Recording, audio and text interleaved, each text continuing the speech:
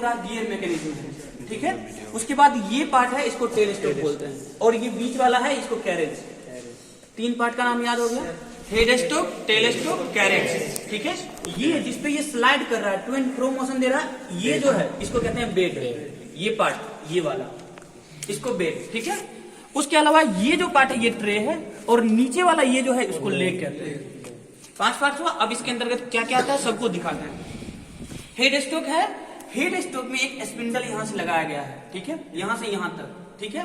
Spindle के ऊपर में ये है चक, इसको कहते हैं चक, जिसमें हमने वहां पर बताया था कि स्पिंडल पे चढ़ा हुआ। स्पिंडल के ऊपर में चक ये कसा गया है, ठीक है, ये पूरा चक है। उसके अलावा ये जो स्पिंडल आता है, इसके अंदर में छोटा बड़ा गियर का एक मैकेनिज्म लगाया गया है, जिससे हम क्या करते हैं, इस स्पिंडल के स्पीड को कम या ज्यादा कर सकते हैं, स्पीड स्लो या हाई कर सकते हैं, ठीक है। उसके बाद ये जो चक है, चक में ये 3 जॉ लगाया है। जॉ मतलब होता है जबड़ा, किसी भी चीज को पकड़ने के लिए, ठीक है।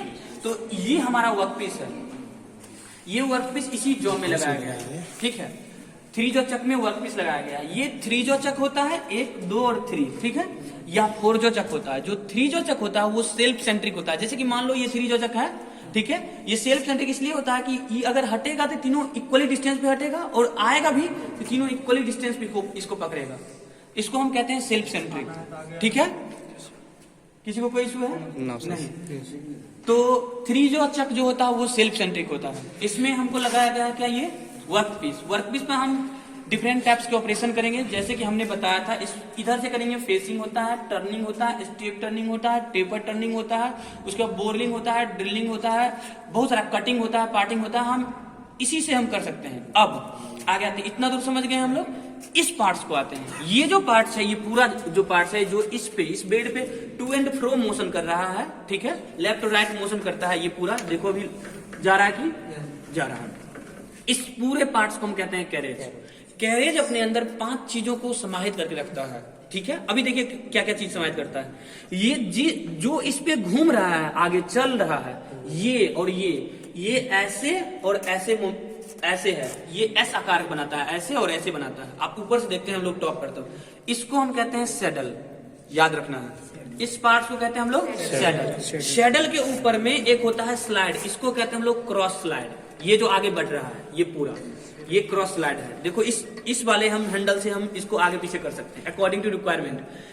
क्रॉस स्लाइड का काम होता है डेप्थ ऑफ कट देने के लिए। कैसे, तो दिखाते हैं हम। आपके थोड़ा सा यहाँ आएंगे, ठीक है।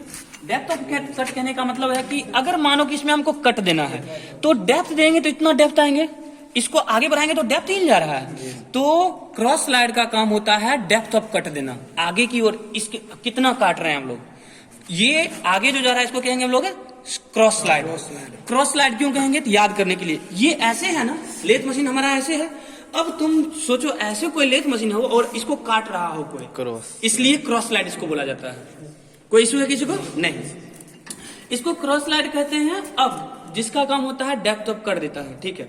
ये जो है, ये इस क्रॉस स्लाइड के ऊपर में ये जो क्रॉस स्लाइड है, ये भी घूम रहा है, और ये बहुत गौर से देखने पर ये भी आगे पीछे हो रहा है, ये इधर और इधर हो रहा है। इसको कहते हैं हम लोग कंपाउंड स्लाइड, ठीक है।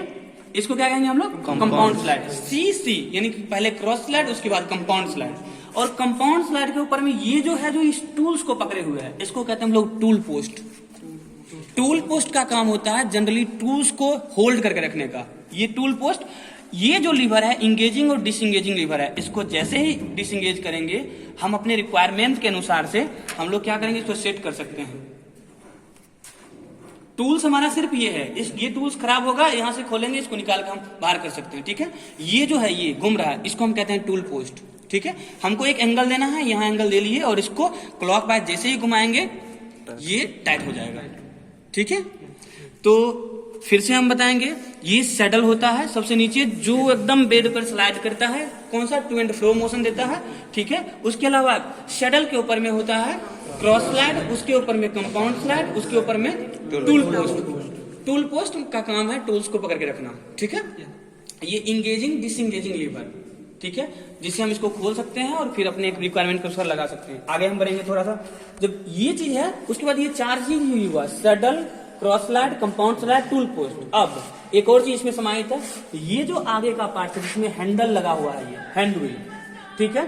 इस हैंड व्हील को, इस पार्ट्स को, आगे वाले पार्ट्स को जो डिफरेंट टाइप्स के छोटे छोटे हैंडल्स को पकड़ के रखा है, इसको हम एप्रन बोलते हैं।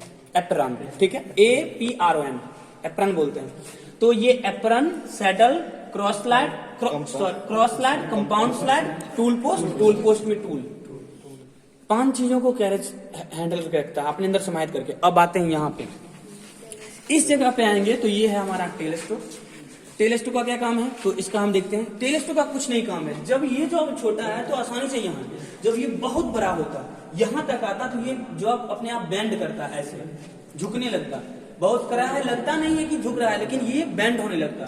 तो इसको क्या करते हैं, इसके सहायता से हम लोग इसको सपोर्ट प्रोवाइड करते हैं। अगर ऐसे सपोर्ट देते हैं तो नहीं बेंड होगा। कैसे, तो दिखाते हैं। इसमें जो पार्ट्स है इसको दिखाते हैं।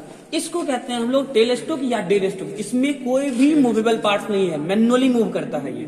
इसको कहते हैं हम लोग हैंड व्हील, जिसके सहायता से हम लोग इसको कहते हैं स्लिप, और इसको कहते हैं हम लोग सेंटर। ये आगे निकल जाता है, ये स्लिप भी आगे निकल जाता है जब इसको डिसएंगेज कर देते हैं तब, ठीक है। ये कसा रहा है, इसको अगर खोलते हैं तो ये स्लिप भी निकल जाता है। ये स्लिप है और इसको कहते हैं हम लोग सेंटर। ये 45 डिग्री का एंगल होता है या 60 डिग्री के एंगल पर होता है, ये स्लिप है। और इसको नहीं, सॉरी, ये स्लिप है और ये सेंटर है। ये सेंटर है और ये स्लिप है, ठीक है। उसके अलावा देखते हैं इसको हैंड व्हील। हैंड व्हील का काम है कि इस स्लीव को आगे या पीछे करना। इसको घुमाएगा तो देखो आसानी से आगे जा रहा होगा, वो स्लीव निकल रहा है। तो हैंड व्हील का काम है स्लीव को आगे या पीछे देना, मूवमेंट देना। उसके अलावा इस लीवर का काम है इंगेजिंग डिसएंगेजिंग लीवर है। अगर ये टाइट है तो ये स्लीव आगे या पीछे नहीं जाएगा, ठीक है। अब ये है इंगेजिंग डिसएंगेजिंग लीवर। ये अभी डिसएंगेज है, इसको धक्का दो आगे की ओर, धक्का दो ना, नहीं हो रहा, धक्का कस के दो, नहीं जा रहा। अब देखो ये अभी इंगेज था, अभी डिसएंगेज कर रहे हैं, ये डिसएंगेज हो गया। अब धक्का दो, धक्के लो ना, हाँ देखो यहां तक आ गया। अब इसको हम बंद कर देते हैं। तो ये डिसएंगेजिंग इंगेजिंग लीवर है। मान लो इतना ही छोटा है वर्क पीस, तो यहां से इसको सपोर्ट प्रोवाइड करेगा, वो सीधा रखेगा इसको, ठीक है। किसी को कोई दिक्कत है? इसका क्या काम है? इसका कोई काम नहीं, ये सेफ्टी पर्पज से दिया गया। और इसका एक और काम है, इसको कहते हैं हम लोग ट्रे। जनरली जब चिप्स यहां से करता है तो स्टोर होता है ट्रे में, ठीक है। इसके बाद ये लेग है, लेग पे ये अरा हुआ है जिसको कास्ट आयरन का बनाया जाता है। जब ये मशीन चलेगा तो वाइब्रेट करेगा, वाइब्रेट करेगा ना, तो जब वाइब्रेट करेगा तो जनरली है कि अगर वाइब्रेट करेगा, उसके वाइब्रेशन को अगर एब्जॉर्ब कोई नहीं करे तो ये टूट सकता है। तो इसलिए कास्ट आयरन का बनाया जाता है और उसमें डंपिंग कैपेसिटी होता है, जिसके कारण वो वाइब्रेशन को एब्जॉर्ब कर लेता है। कोई इशू है नहीं। इतना दूर अगर यदि आपकी समझ में आता है तो हम चलाते हैं इस मशीन को। फिर एक बार हम चलाते हैं, उसके बाद आप चलाइएगा। इधर हटिए थोड़ा पीछे। ये सब हाँ अभी बता रहे हैं, पहले आधा इतना चीज दिमाग में रहा नहीं होगा, हमको पता है इसके बारे में। उसको बता देना एक बार में उसको ऐसे करो ना, उसको चंचल को ऊपर करो, हाँ चंचल ऑन करो, हाँ छोड़ दो। अब देखते हैं हम लोग, ऑन हो गया, कोई इशू नहीं है, छोटा सा चोट लगा। अब हम इसको चलाने जा रहे हैं, ठीक है। दो तरह का ये मूवमेंट देता है। एक देता है क्लॉकवाइज। क्लॉकवाइज मतलब कि जिधर हम किसी भी नट को कसते हैं, ठीक है। एक होता है एंटी क्लॉकवाइज, जब उस नट को हम खोलने लगते हैं, ठीक है। तो ये दो तरह का मोशन देता है, एक फॉरवर्ड, ठीक है, एक होता है बैकवर्ड, ठीक है। अभी देखिए, हम टर्निंग ऑपरेशन के लिए हमको एंटी क्लॉकवाइज मोशन देना होता है। अगर टर्निंग हमको करना होता है तो हम लोग चलाते हैं। अभी नहीं चला, इसका यही कारण है कि ये न्यूट्रल पर है, इसको उधर चलो, हाँ अब चलने लगा ये देखो चल रहा है। अभी ये एक मोशन दे रहा है, ये जो है ये क्लॉकवाइज है। अभी क्लॉकवाइज रोटेट कर रहा है, ये ऐसे रोटेट हो रहा है। अभी इसको हम बंद कर रहे हैं, बंद किए। जब हमको टर्निंग ऑपरेशन करना होता है, टर्निंग मतलब इसके ऊपर से टर्न करना होता है, ठीक है। जब टर्निंग ऑपरेशन करना होता है तो हमको एंटी क्लॉकवाइज रोटेट करना चाहिए, तो उसको उधर ले चलेंगे, इस स्विच को ले चलें, इसको देख रहा है, इसको यहाँ लाएंगे, इसको पकड़ना है।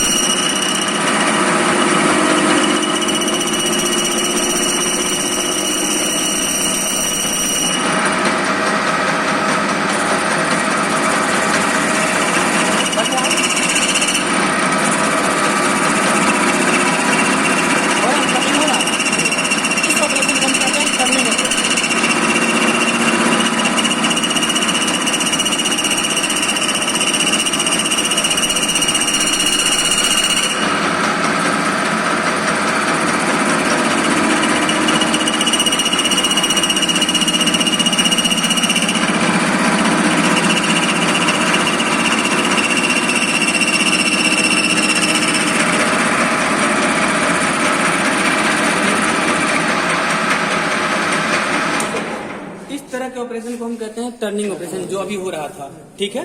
अब तुम लोग खुद आएगा और ये करके तुमको देखना है कि कैसे होता है। बंद कर लो अभी। अब देख